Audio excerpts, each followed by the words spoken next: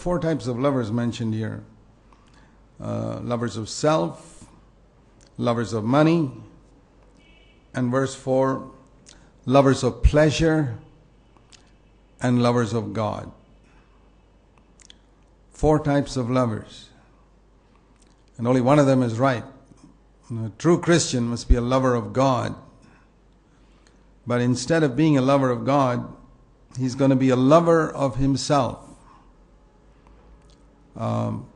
His own rights, his reputation, his honor. One of the proofs of that is we get so easily offended. Only one who loves himself gets offended. One who doesn't love himself but loves God never gets offended with anything that another person says or doesn't say, with anything that another person does or doesn't do. We get offended because we get hurt.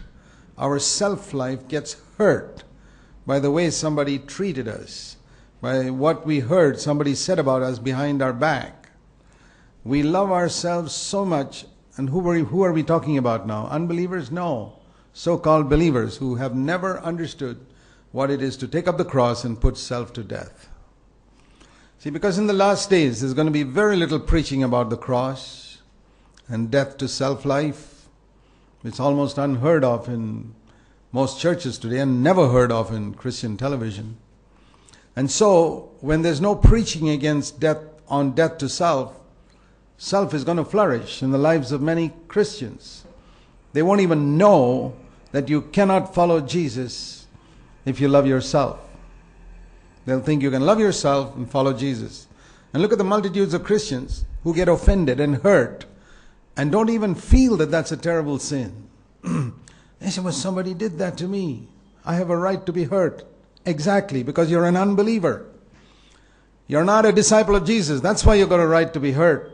If you were a disciple of Jesus, you have no right to be hurt. Jesus was never hurt. When they called him Prince of Devils, they spat on his face. They did all types of things. What does it mean to be a disciple of Jesus? There are very, very few Christians who are going to take up the cross in the last days and follow him. And so it's going to be very difficult to be a true Christian because we are surrounded by people who claim to be Christians, who claim to be filled with the Spirit, who claim to speak in tongues, etc., and who get hurt and get offended or are disturbed because their name was dragged in the dust. Now Jesus taught us to pray, Our Father who art in heaven, hallowed be thy name. Forget about your own name. But the last days, Christians are going to be more concerned about their name. For example, I'll tell you, do you know how much the name of Jesus is dishonored in India today? But that doesn't disturb most people who call themselves Christians. But if their name was dragged in the mud by somebody once, boy, that would really disturb them. Or if their little pretty daughter's name was dragged in the dust, boy, that would disturb them. But let the name of Jesus be dishonored throughout the country, it doesn't bother them. You think such people are disciples of Jesus? No. Far from it. But they sit in churches. They claim to be born again. They claim to love the Lord. That is the amazing thing that the devil has done, deceiving them, that they love themselves from top to bottom, head to foot, and they think they are disciples of Jesus.